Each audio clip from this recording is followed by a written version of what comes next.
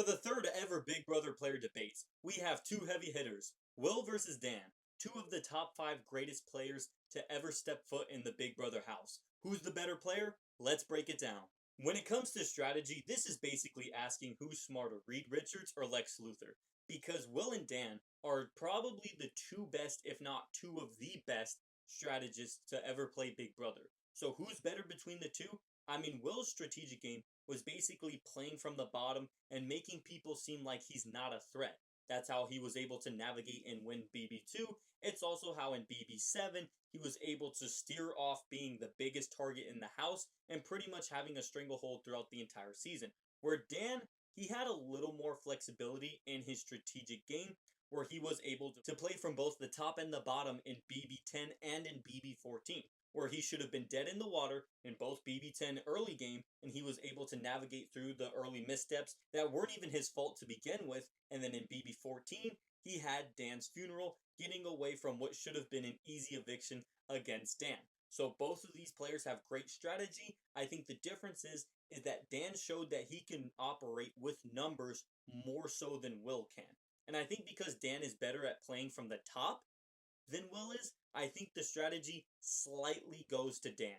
The social game is a very interesting aspect because I think socially, they're both similar in ways. Where socially they can connect with their opponents despite being at the bottom and should be the clear-cut targets. But they're able to make amends with their enemies. Also, they have both showed to make numbers with the biggest competitors and eventually betraying them.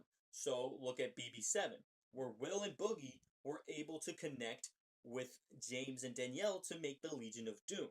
Dan in BB10 was able to connect with Memphis, he was able to connect with Remy, Keisha, Libra to make the Stranglehold dominant alliance. BB14, the same thing. Dan, he was able to have Ian, Danielle, Shane, and Brittany become the strong alliance. So both of these players, they can make the strong alliances, and they're both able to connect with their enemies. So who is the better social player between the two? I would say the slight edge.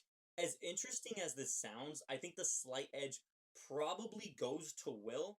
Will made you think he was completely on your side. Where Dan, even though he was pretty good socially, people still, even his allies, still didn't 100% trust him. Where I think people were a little more trustworthy of Will, they found him more charming, so that's why I do think Will is slightly better socially, but again, this is another coin flip. The final category is other factors. So the first two categories were pretty much either way. It was just the slightest minuscule of why I went Dan with the first one and why I went Will with the second one. So when we come down to other factors, who is the better player? And I think you have to compare the winning seasons, where both Dan and Will had great non-winning seasons. Where Will, he dominated BB7, but he got sniped out at the Final Four. Where Dan, he played a great game, probably should have won BB14, but he lost in a jury vote due to Ian. And then BB10 versus BB2, this is where the real debate is settled. BB10 is a much better game from BB2 when you're comparing Dan and Will. Where Will's best game is BB7. He was a lot sharper in that season. Dan, he was better in BB10 than he was BB14.